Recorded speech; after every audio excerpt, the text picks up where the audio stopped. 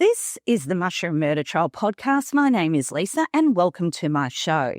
So get yourself a coffee, a tea or a Diet Coke because we have a lot to talk about, especially now I can tell you really what I think about Erin Patterson, triple murderer and now full-time resident of Dame Phyllis Frost Detention Centre in Melbourne. Now, I just have some housekeeping to start. Just to let you know, one of the journalists on this case, Duncan McNabb, has a book coming out very, very soon. He is the best-selling author of Roger Rogerson. You may have heard of him. He was the most corrupt and most vicious police officer New South Wales has ever had. So Recipe for Murder will give you the poisonous truth behind Erin Patterson, the mushroom murderer of Leongatha. I've seen the cover. It looks fabulous. It's out very soon. And he's also going to come on the show. So we're going to do a live show and talk about our experiences covering the case. Because we've been in this from the start, through the pre-trial and the trial and now post-trial. Now, I'm also going to talk to John Ferguson. He's the reporter who broke the story of the tragic lunch for The Australian. So we've just got to make sure we can get a time together and you can listen to him. Now, before we start, make sure you subscribe to my newsletter at mushroommurdertrial.com. It's full of updates and information about the trial. I hope everyone got their email about the jury that I sent through recently, that they were about to make a decision. So let me know if you didn't, because I don't trust the internet. Now, I also would love you guys, if you could, to subscribe and review the Mushroom Murder Trial podcast. So since I've been covering this case, I've been doing a lot of thinking, and it's about the concept of familicide, which is where a killer annihilates members of his or her own family. I'm very interested in this subject due to the shocking Chris Watts crimes from the USA. Now, he was someone quite like Erin that you never could have predicted was a budding murderer. He was very introverted as well, and he lurked in the background just like the cook of Leongatha. I describe Chris Watts as a human weasel because in 2018, he annihilated his beautiful wife, Shanann, and their two darling little toddlers, Bella and Celeste. He'd been having an affair and he wanted to start a new life. So that was his solution. It's ridiculous, isn't it? Like, you just leave someone, you don't kill everyone. So this monster stuffed his girls' bodies into oil tanks on the company facility where he worked. And he buried his wife face down in a hastily dug ditch. Like Erin, he maintains he's innocent, even though he's on camera driving away with the bodies. Sound familiar, anyone? Let's go and ditch the dehydrator at the tip in front of all the cameras. Have you seen that? I will be getting those exhibits as well and putting them on the website. So Watts also did bizarre media interviews. You might have seen the episode I put through yesterday about Erin versus the media. Check it out. There's a link in the show notes. And Watts is in there as well. But both of their cover-ups were blundersome and full of some extremely bizarre lies. These crimes were shocking in their cruelty. And I believe Erin, as I said, is no different to Watts. But at the end of the day, someone, that's Erin, who was so desperate to keep the love and attention of the Patterson family, ended up killing some of them in a domestic setting, her kitchen, essentially the heart of her home. This is the same woman who says she had a terrible, neglectful childhood. But she targeted a happy family. So there's so much to think about. There's an article that was in The Australian on the July 8th, and it is by Claire Harvey, and it says, "What on earth was Erin Patterson's motive? It's obvious: domestic violence, coercive control." Yes, someone's finally said it. Patterson is like every man who slaughters his children to punish his wife, every DV monster who terrorises a woman who tries to get away. Her patterns of behaviour, control, withholding affection. I have to tell you something. When we were in that Facebook group, Erin, this is like 2019, 2020, she all gave us the impression that Simon was living with her and they were married and living as man and wife. That is weird, don't you think? So it makes me wonder about the truth, about how she got the secret cleaner and Simon didn't know about it. Like, why would he care whether her house is cleaned or not? Just have so many questions. Patterson is like every man who slaughters his children. And she goes on to say her patterns of behaviour, control, withholding affection, isolating husband Simon Patterson are signs of abuse we're used to diagnosing when men are the perpetrators. Yet because she's a woman, our society struggles with it. Well, not me.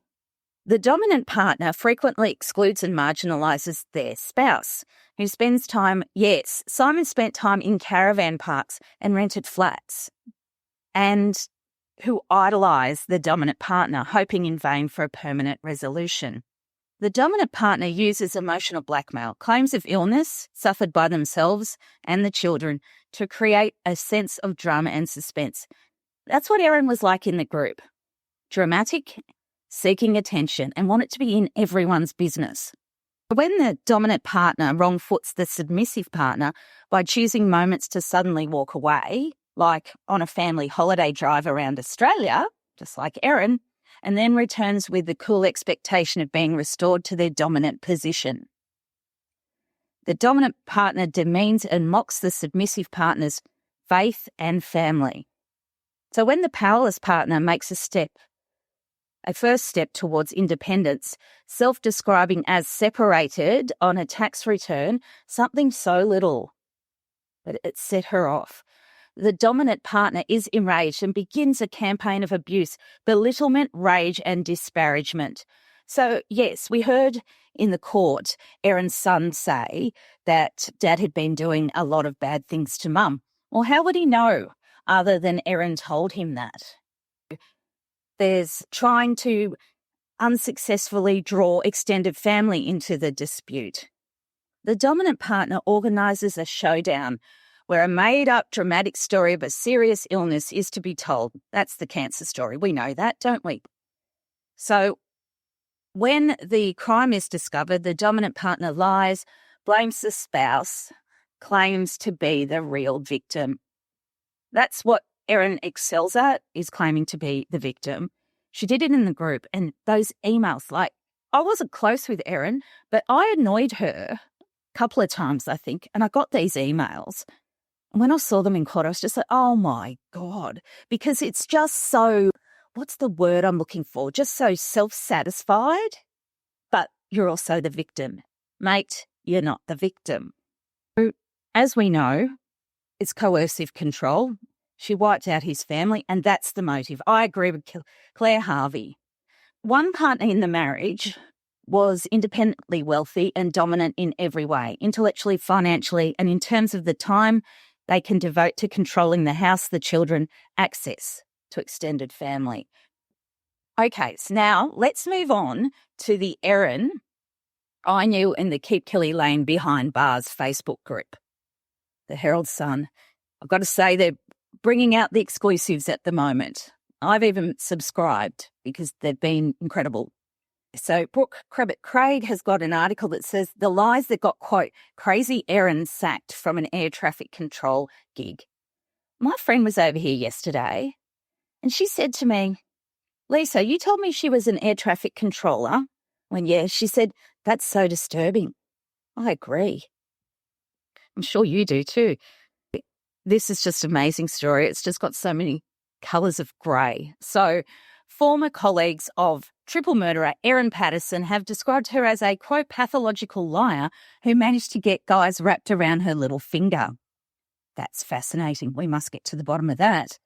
So she was known as Scutter the Nutter by her air traffic controller course mates before she was sacked for lying about her working hours. So she worked at Air Services Australia between February to November 2001. Wow, she made such an impression in such a short time. So her maiden name was Scutter back then. A course mate who asked not to be named said she was also called Crazy Erin, Quote, something was not quite right. She was a bit strange. She would say some weird off-the-cuff things. She wasn't a nice person. She just wasn't someone you connected to. The course mate said Patterson was super secretive about her life. She didn't engage with anyone. She had no friends. She was a loner. Another colleague said Patterson's time at Air Services Australia ended under a cloud.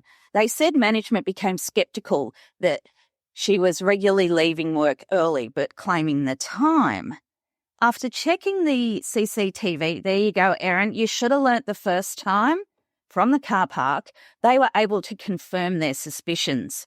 The air traffic controller said it was put to Patterson, who lied until she was shown the timestamp footage of her leaving. Ah, you got me there. That's what she said, they recalled. She was also described as manipulative. Quote, she was not a gregarious person. She was aggressive in many ways. She was ritual, habitual, and pathological liar. She would say just about anything just to get away with anything. Wow. Now, the former colleague said despite some personality issues, a number of men on staff had pursued Patterson and became, quote, smitten. One was a married man who turned up at her house in the early hours saying he wanted to leave his wife for her. I have no words. She managed to get guys wrapped around her little finger, they said. There you go, Erin. Learned a lot of things about you there, Scutter the Nutter. And then we've got Crazy Erin, but Love Machine as well. That's fabulous. Okay, this is from AAP. Mushroom killer Erin Patterson spent the first few nights of her trial cold and sleepless inside a police cell. She had requested the trial to be held in the small Victorian town of Morwell, where she was held underneath the local police station. Had the trial been conducted in Melbourne, she may have been afforded more comforts inside the Dame Phyllis Frost Centre, a maximum security women's prison, where she was driven back and forth every weekend over the 11-week trial. Now, on the first day, Patterson's lawyers complained that she wasn't giving a doona nor access to a computer and writing materials in her cell. Well, that's fair enough. But there had been some suggestion to her that she wasn't going to get special treatment by custody officers. That's her barrister, Colin Mandy, on April 29. Someone who was in police cells for 5 weeks facing a murder trial with a massive brief of evidence should be afforded some accommodation, he said. Because in some ways she requires special treatment. I'm sure Erin would agree with you, Mr. Mandy. So we can do our job properly, so she can provide us with proper instructions so that she's not uncomfortable. So there were media seats directly in front of Patterson while she was in the dock, but reporters had to turn around to get a glimpse of her, and they had to actually physically swivel and face her. She would often turn her head on an angle and stare directly into the eyes of the reporters, leaving a menacing impression. Do. Don't menace reporters, Erin. We don't agree. Okay, photographers and camera operators outside the court were banned from photographing Patterson during the trial, with a prohibition on, quote, any images of the accused which suggest expressly or impliedly that she is in custody. Well, we all know she's in custody now, don't we? She's got 28 days to launch an appeal, but that, as far as I understand, when it comes to an appeal, it's very narrow. You don't have a lot of scope. So we'll see what happens there. There's more suppression orders, and then we will have another hearing for Erin, her pre-sentencing hearing. I don't know when that is yet. And then following that will be the sentence. So I'm going to one of those. So thank you for listening. I appreciate it so much. For more information, visit my website. Make sure you subscribe to the newsletter on mushroommurdertrial.com. Plus, I'm on Instagram and I'm also on YouTube and Twitter, and those links are in the show notes as well.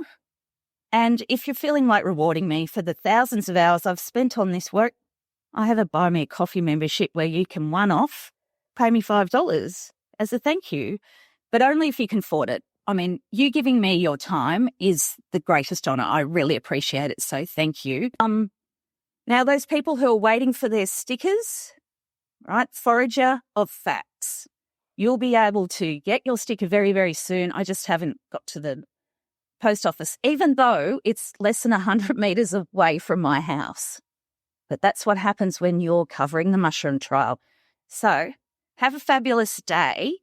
I will talk to you very, very soon. Thanks. Bye.